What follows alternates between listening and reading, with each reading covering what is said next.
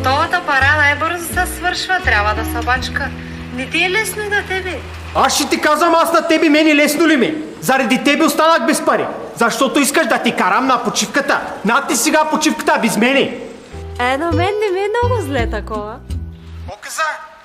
Викам, че на почивката там понякога така става. Обръщат се нещата с главата нагоре, знаеш как е.